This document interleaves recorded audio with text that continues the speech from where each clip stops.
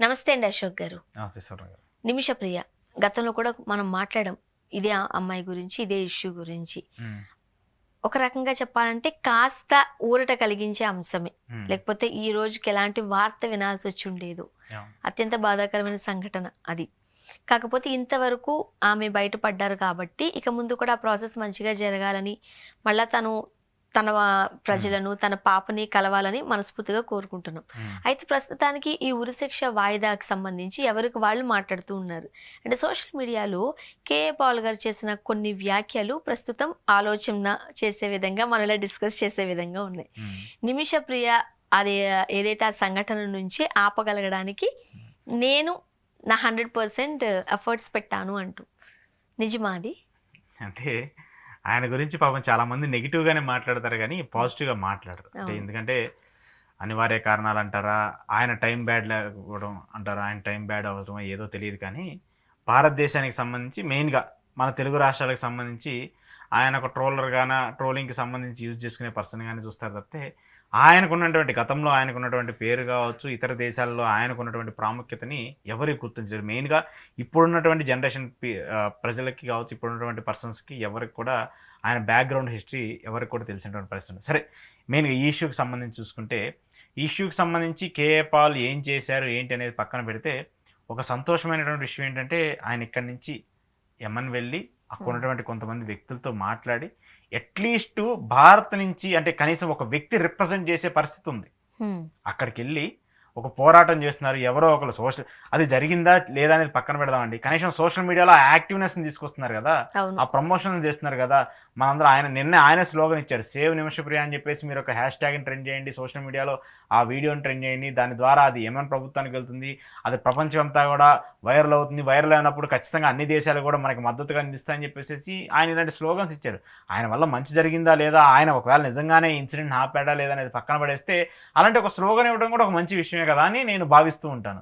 So, అలాంటి వ్యక్తిగా నేను కేఏ పాల్ గారిని అభిమానిస్తుంటా. అంటే ఆయన ఇప్పుడు ఏం చేస్తున్నారు, ఆయన ఏ స్టేట్ ఆఫ్ మైండ్‌లో ఉన్నారు, ఏం కాన్షియస్‌లో ఉన్నారని పక్కన పెడితే, ఒక విధంగా ఆయన చెప్పినటువంటి కొన్ని మాటలు, ఆయన వెళ్లి అక్కడికి చేసినటువంటి పనులు కావచ్చు, కొన్ని మనం అప్రిషియేట్ చేయాల్సింది. దాంతో పాటు ఆయనకంటూ కూడా ఇతర దేశాల్లో, ఇతర ప్రాంతాల్లో ఆయనకి కొంత మంచి పేరుంది. హ్మ్. గతంలో అంటే 98 నెక్స్ట్ 97 అలాగే 95 ఆ పరిసర 90 ప్రాంతాల్లో దశకం అంతా 90 కూడా. 90స్ పీరియడ్‌లో అంతా కూడా ప్రపంచం అంతా కూడా యుద్ధ వాతావరణాలు, యుద్ధాలకు సంబంధించినటువంటి అంశాలతో అట్టుడుకుపోతూ ఉండేది. చాలా దేశాలన్నీ కూడా యుద్ధాలతో కొట్టుమిట్టాడుతూ లక్షల మంది, వేల మంది ప్రాణాలు కోల్పోయేటువంటి పరిస్థితులున్నాయి. సో, అలాంటి టైంలో ఆయన పీస్ మిషన్ అని చెప్పేసేటువంటి ఒక ఆర్గనైజేషన్ స్థాపించి, అన్ని దేశాలకు వెళ్ళి, అన్ని ప్రపంచంలో ఉన్నటువంటి చాలా చాలా మెజారిటీ దేశాలకు వెళ్ళి, ఏదైతే ఈ క్రైసిస్‌ని ఫేస్ చేస్తూ ఉన్నాయో, ఈ యుద్ధాలు ఫేస్ చేస్తూ ఉన్నాయో, హ్మ్. వాళ్ళందరికీ ఎళ్లి అక్కడ శాంతి బోధనలు చేసి, అక్కడ యుద్ధాలను ఆపినటువంటి వ్యక్తి కేఏ పాల్ కేఏ గారు. పాల్ గారు. అది నిజం. హ్మ్. ఇది నిజము.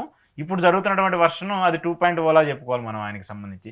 సో, ఎంతో కొంత ఆయనకంటూ కూడా ఆయనకి సంబంధించి ఇప్పుడు కూడా అమెరికా వెళ్తే చాలామంది పెద్ద పెద్ద వ్యక్తుల్ని అపాయింట్‌మెంట్ కోరితే డైరెక్ట్‌గా ఆయనకి అపాయింట్‌మెంట్ ఇచ్చి వెళ్లి కలిసేటువంటి చాలా పరిస్థితులు ఉన్నాయి కూడా. సందర్భాల్లో వైట్ హౌస్‌కి ఆయన డైరెక్ట్‌గా కూడా వెళ్ళే అవకాశాలు, ఆ ఛాన్స్, ఆ రూట్ ఉంది ఉన్నాయి. ఆయన అంటారు. కూడా వెళ్లారు. వెళ్లి అక్కడ ఉన్నటువంటి కొంతమంది గవర్నర్‌లతో, కొంతమంది కౌన్సిలర్స్‌తో ఆయన హ్మ్. డైరెక్ట్‌గా మాట్లాడి ఆయన ఫేస్‌బుక్ కానీ, ఇన్‌స్టాగ్రామ్ గాని కొన్ని సోషల్ మీడియా ప్లాట్‌ఫార్మ్స్ చూస్తే మనకి దాంట్లో కనపడుతూ ఉంటది. నేను ఈరోజు పలానా వాళ్ళని కలిసాను. దీని గురించి డిస్కస్ చేశాను అని చెప్పేసి చెప్తుంటారు. సరే ఆయన ఆపుతారా? ఆపరా? అనేది పక్కన పెట్టేస్తే ఆయన మాట్లాడేటువంటి మాటలు మనం సరదాగా తీసుకున్నప్పటికి కూడా ఒక మంచి విషయానికి సంబంధించి ఆయన మాట్లాడినటువంటి వ్యాఖ్యలు కావచ్చు, అక్కడికి వెళ్లి అక్కడ ప్రభుత్వానికి సంబంధించినటువంటి కొంతమంది ఇస్లామిక్ మత పెద్దలకు సంబంధించి వాళ్ళతో కూర్చొని వాళ్ళందరితో కలిసి అంత ధైర్యంగా ఆ దేశంలో ఉండి మన భారతదేశానికి సంబంధించిన ఒక మహిళ కోసం ప్రేయర్ చేయడం అంటే అది గొప్ప విషయంగానే భావించాలి కదా! హ్మ్. ఇక్కడి నుంచి ఎందుకు అంటే యెమెన్‌లో చాలామంది ఉన్నారు.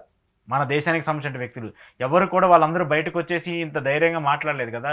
అరే! ఈమెను సేవ్ చేయండి అని చెప్పేసేసి. ఆ హ్మ్. ప్రభుత్వానికి సంబంధించి ఆయన వ్యతిరేకంగా నిలబడి, మా దేశానికి సంబంధించినటువంటి ఒక మహిళని మీరు ఎలా ఉరిదీస్తారంటూ కూడా నిలబడి ధైర్యంగా వాళ్ళ ప్రభుత్వానికి వ్యతిరేకంగానే మాట్లాడుతూ వచ్చారు. ఒక విధంగా చెప్పాలంటే అదొక మంచి పరిణామంగానే చూడాలి. సో, సోషల్ మీడియాలో ఆయన మీద మంచిగానో, చెడుగానో ట్రోల్స్ ఇవన్నీ జరుగుతూ ఉన్నప్పటికీ కూడా, ఈ ఇష్యూలో మాత్రము సోషల్ మీడియా ఎంత ఇన్‌ఫ్లూయెన్స్ చూపిందో, దానికి సంబంధించి వైరల్ అయినటువంటి ట్వీట్స్ కావచ్చు, చాలామంది ప్రజలు మన భారతదేశంలో ఉన్నటువంటి 130,00,00,000 మంది అందరూ కూడా ఈ సేవ్ నిమిష అంటూ కూడా ఒక హ్యాష్ ట్యాగ్‌ని బాగా ట్రెండ్ చేయటము, అది ప్రపంచవ్యాప్తంగా వైరల్ అవ్వటము, ఇలాంటి కేఏ పాల్ లాంటి వాళ్ళు చాలామంది వాళ్ళు కూడా వాళ్ళంతు సాయంగా మన మహిళ కోసము వాళ్ళందరూ కూడా సోషల్ మీడియాలో మాట్లాడటము ఇవన్నీ కూడా ఒక ఇంపాక్ట్ చూపిస్తూ వచ్చాయి. అయితే హోప్స్ ఏంటంటే ఇప్పుడు పూర్తిగా ఆమెకి రిలీఫ్ రాలేదు, పాక్షికంగానే రిలీఫ్ వచ్చింది, కొంచెం లిమిటెడ్గానే రిలీఫ్ వచ్చినప్పటికి కూడా దానికి సంబంధించి పూర్తిగా ఆమెను సేవ్ చేసి ఇండియాకి ఎలా తీసుకురావాలనేటువంటి అంశం మీద మన భారత ప్రభుత్వము అలాగే చాలామంది ప్రముఖులందరూ కూడా అండగా నిలబడుతున్నారు. అండగా వాళ్ళు ఉండి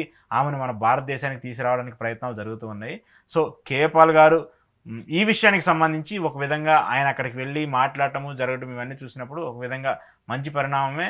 సరే, ఆయన్ని చాలామంది నెగిటివ్గా తీసుకున్నప్పటికీ కూడా ఈ విషయం వరకు కొంత పాజిటివ్గా తీసుకోవాల్సిన అంశంగానే నేను భావిస్తాను. కానీ ప్రతి సందర్భంలోనూ ఆయన వర్షన్ అని వినిపిస్తూ ఉంటారు. చాలా సందర్భాల్లో అది అందరికి అవును వీళ్ళు మాట్లాడారని అంటారు కానీ కేఏ పాల్ గారు మాట్లాడితేనే దానికి ఏదో ఒక వర్గం వారు దాన్ని ట్రోల్ చేయడం మొదలు పెట్టారు. కానీ ఆయన అనుకున్నది మాట్లాడడంలో, ఆయన నమ్మిన సిద్ధాంతాన్ని చెప్పడంలో తప్పే ఉంది దాంట్లో. ఇప్పుడు ఒక విధంగా ఆయన మనం చాలాసార్లు చూస్తాం, ఆయన క్రిస్టియానిటీని ఎక్కువగా ప్రమోట్ చేస్తూ వచ్చారు ప్రపంచవ్యాప్తంగా. కానీ ఎప్పుడూ కూడా ఆయన ప్రార్థనలో కావచ్చు, ఆయనకి సంబంధించిన మీటింగ్లో కావచ్చు, మీరు క్రైస్తవంలోకి రండి, మీరు మతం మారండి, మతి మార్పులు చేయండి అని చెప్పేసి ఆయన ఎప్పుడూ చెప్పలేదు, ఎప్పుడూ కూడా దాన్ని ప్రోత్సహించలేదు. సో అంత క్రైస్తవాన్ని నమ్మి క్రైస్తవానికి సంబంధించిన అంశాల మీద ప్రపంచవ్యాప్తంగా మాట్లాడినటువంటి వ్యక్తి ఎప్పుడూ కూడా నా మతాన్ని గౌరవించండి, నా మతంలోకి రాండి అని చెప్పేటువంటి హక్కు ఆయనకి లేదని ఆయనే చెప్తూ వచ్చాడు. సో మరి అది గొప్ప విషయమే కదా. ఈరోజు నేను దేవుడిని నమ్ముతున్నాను అంటే అది నాకు నమ్మకం కలిగింది కాబట్టి నేను నమ్ముతున్నాను. అలా అని చెప్పేసి నాకు నమ్మకం కలిగింది కదా నువ్వు కూడా వచ్చి నమ్మంటే అది ఎంతవరకు మంచి పద్ధతి కాదు కదా. అది ఆ నమ్మకం మీలో కూడా రావాలి. సో అలాంటి నమ్మకం మీలో కూడా వచ్చినప్పుడు మీరు నమ్ముతారు. అలా నమ్మకాన్ని కల్పించే ప్రయత్నం ఆయన చేశాడు తప్పితే ఎవరిని కూడా అలాంటి ప్రోత్సాహం చేయలేదు. సో ఇప్పుడు ఆయన సిచ్యువేషన్ బాగలేక ఆయన కొంచెం నెగిటివిటీని మూట కట్టుకున్నాడు, అలా ట్రోలింగ్స్ గురవుతున్నాడు తప్పితే హీఈస్ గుడ్ పర్సన్ కొన్ని విషయాల్లో. సో ఇప్పుడు మాత్రం ఆయనకి బ్యాడ్ టైం అంటే వ్యక్తిగతంగా ఆయన గురించి మనం కామెంట్ చేయడానికైతే ఏమీ లేదు. కాకపోతే ఆయన వ్యాఖ్యలు అప్పుడప్పుడు కాస్త పరిధులు సోషల్ మీడియాలో వైరల్ అవుతూ ఉంటాయి. ఆయన చేసేటువంటి తింగర పనులు కావచ్చు, ఈ సోషల్ మీడియాలో కొన్ని ఇన్సిడెంట్స్ కూడా వైరల్ గా మారుతూ ఉంటాయి. ఎందుకంటే మెయిన్ గా మన తెలుగు వాళ్ళకి ఇలాంటి ఇన్సిడెంట్స్ చూసినప్పుడు ఎక్కువ అంటే పాజిటివిటీని మర్చిపోయి నెగిటివిటీని ఎక్కువగా స్ప్రెడ్ చేస్తూ ఉంటాం కాబట్టి సో అది వైరల్ అవుతూ వచ్చింది. కానీ ఏది ఏమైనా నిమిషప్రియ గారు ఆ ఉరికంబం ఎక్కకుండా అక్కడి వరకు ఆగగలిగారు అని అంటే అది నిజంగానే కేఏ పాల్ గారు వెళ్ళారా వచ్చారా మనకు తెలియదు. బట్ ఆయనతో ఒక వీడియో రిలీజ్ చేశారు. పూర్తిగా ఆయన ఏదో చెప్పారని చెప్పేసి నేను ఎందుకంటే కేంద్ర ప్రభుత్వమే అంటే రాష్ట్ర ప్రభుత్వాలు కావచ్చు, కేంద్ర ప్రభుత్వాలు కావచ్చు, ఈవెన్ సుప్రీంకోర్టు కూడా చాలా ప్రెజర్స్ పెట్టింది కేంద్రం మీద. మీరు ఏదో ఒక నిర్ణయం తీసుకుని దానికి సంబంధించి సాల్వ్ చేయమని చెప్పేసి ఇది అంటారు కదా, చేయి కలిస్తేనే కదా అయ్యేదని చెప్పేసి అన్నప్పుడు అన్ని చేతుల్లో ఆయనది కూడా ఒక చేయి అయింది, ఆయనది కూడా ఒక మాట అయింది.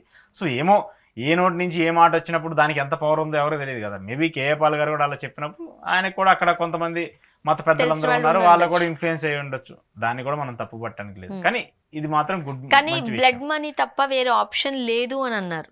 ఇప్పుడు వాళ్ళ ఫ్యామిలీ ఏదైతే ఉందో ఆ ఫ్యామిలీ ఆ బ్లడ్ మనీ ఒప్పుకోవట్లేదు అని అన్నారు. ఇప్పుడు అది ఒప్పించినట్లయితే డబ్బులు ఇవ్వడానికి మన వాళ్ళు కూడా సిద్ధంగానే ఉన్నారు. అంటే ప్రభుత్వాలు కూడా సిద్ధంగా ఉన్నాయి. అక్కడ కేరళ గవర్నమెంట్ కూడా ఆ మనీ ఇవ్వడానికే రెడీ అవుతున్నారండి. మరోపక్క కేంద్ర ప్రభుత్వం కూడా ఎంతో కొంత హెల్ప్ చేయడానికి సిద్ధంగానే ఉంది. ఆ వైపు ఏమన్నా అదొక్కటే ఆప్షన్ కనబడుతుందని అంటున్నారు. ఏంటంటే మొన్నటి దాకా ఏంటంటే ఇది పర్సన్ టు పర్సన్ వాళ్ళ ఫ్యామిలీకి వీళ్ళ ఫ్యామిలీకి మధ్య మాత్రమే డిస్కషన్స్ నడుతూ వచ్చాయి. ఎందుకంటే ఇది ఇప్పటిదాకా వైరల్ అవ్వలేదు కాబట్టి. ఏదైనా ఇష్యూ ఉంటే వాళ్ళు మాట్లాడుకునే వాళ్ళు దానికి సంబంధించి ఆ బ్లడ్ మనీ కింద మీరు ఈసారికి సపోర్ట్ చేయండి, క్షమించింది, తప్పు జరిగిపోయిందని చెప్పినప్పుడు కూడా వాళ్ళ ఫ్యామిలీ ఎక్కడా కూడా అంగీకరించింది. కానీ ఇప్పుడు ఏమైపోయిందంటే ఇది ఒక ఇష్యూ అయిపోయింది, ఒక దేశానికి సంబంధించిన ఇష్యూగా మారిపోయింది. సో ఖచ్చితంగా ఈ దేశానికి సంబంధించిన ఇష్యూగా మారినప్పుడు ఇటు ప్రభుత్వాల నుంచి కొంత ఒత్తిడి ఉంటుంది వాళ్ళ కుటుంబం మీద. అలాగే ఖచ్చితంగా దౌత్యపరంగా కూడా మన దేశానికి సంబంధించిన దౌత్యానికి సంబంధించిన వ్యక్తులు కావచ్చు, అలాగే వాళ్ళ దేశానికి సంబంధించిన దౌత్యానికి సంబంధించిన వ్యక్తులు కూడా వాళ్ళందరూ కూడా మాట్లాడి వాళ్ళ ఫ్యామిలీతో కొంచెం డిస్కస్ చేసి దాన్ని సాల్వ్ చేయడానికి ప్రయత్నిస్తున్నట్టు కూడా అడుగులు పడుతున్నాయి. సో ఏదైనా సరే మనకు ఉన్నటువంటి హోప్ ఏంటంటే మళ్ళీ తిరిగి మన దేశానికి రావాలనేదే అందరూ హోపు. ఖచ్చితంగా అలా జరగాలని కూడా మనం కోరుకుంటున్నాం. Thank you so much. Thank you అండి.